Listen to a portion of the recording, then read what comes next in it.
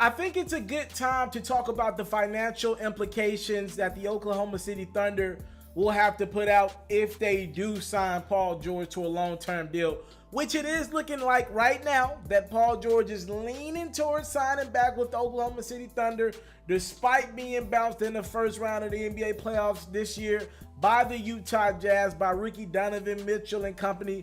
It's looking like Paul George wants to give this thing in Oklahoma City a couple more years of a run. It's looking like he's going to sign a 2 to 3 year deal to stay with Oklahoma City. It's looking like that right now, as they're about to have the last pitch. They're throwing a party for PG tonight in Oklahoma City. They're going to have the first and maybe the last pitch at Paul George if he's sold on what he sees. Now let's talk finances real quick with the Oklahoma City Thunder. Because Carmelo Anthony opted into his $28 million deal, right, the last year of his deal, if PG signs, he's going to get max money, which will be $30 million a year, right? You already got Russ making a high number. You got Adams making a big number. So financially, already right now, the Thunder are pretty much at the cap. If they decide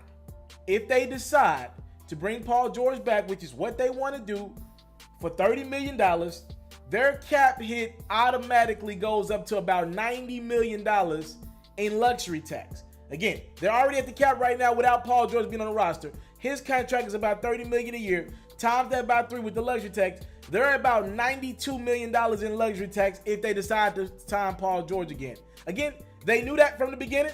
They knew this was one of the implications if they wanted to win, or they think they have a team that's good enough to win. They wanted to give this fan base an opportunity at the championship, and this is what they're going to do. If they sign Paul George to an extension, they're at about $90 million. Let's go deeper into their roster. Jeremy Grant is a free agent this summer. Let's say they give him $8-9 million a season. Let's add that luxury tax to about $130 million.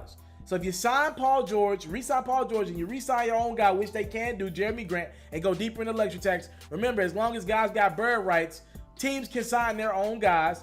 They'll re-sign Jeremy Grant, a guy who was developing, becoming a better player on that Oklahoma City Thunder team. They're at about $130 million in the luxury tax.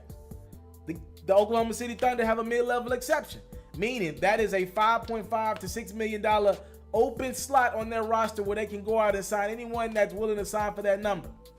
I don't know who's going to be available at that spot.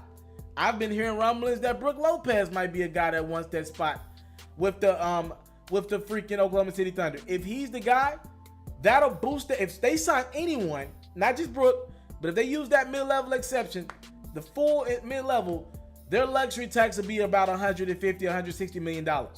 So $160 million is the payroll that they have this year.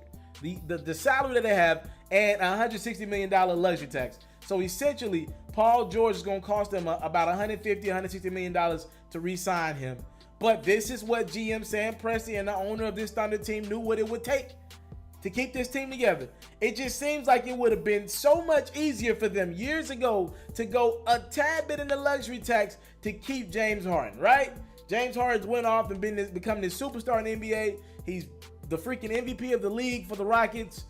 And all you needed was $4 million total. Meaning all you had to do was go over a little bit in the luxury tax, and it would have got the deal done with James Harden.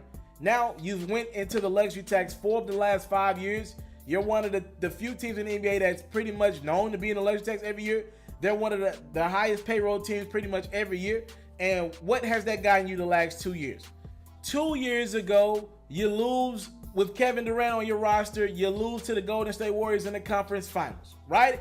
Last year in the NBA playoffs, you guys freaking lose in the first round to the Houston Rockets. Now this postseason, 2018 edition, you lose in the first round as well. They're one of the teams going deep into that luxury tax, and they're not competing for the NBA championships. Again, Cleveland's the highest paid. They're the highest salary team every year. They go deep into the luxury tax, but look at their team. They're competing for championships. They've been to 4 straight NBA finals. They have the best player in the planet on their team. That's one thing, but to be losing in the first round with that team that they put on the court this year, I think it's unacceptable, but this is what the Thunder committed to. They wanted PG. They care about that fan base. They don't want to go back to, they pretty much put in their head, we'd rather go deep into the luxury tax, which a lot of owners wouldn't do this.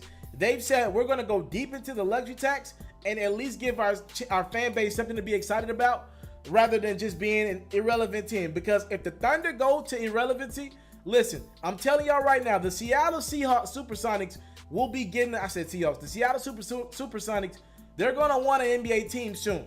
They're going to get a new NBA team. That city of Seattle is going to get a new NBA team, and it's down to cities like Memphis, Atlanta. The only reason why I think Atlanta will keep their team is because of the culture in Atlanta and so many people coming in and out. But between Memphis, Oklahoma City, and a couple other small markets, somebody's losing their team to Seattle soon. So, and the Thunder don't want it to be them. This is a lot of money to be committed, though.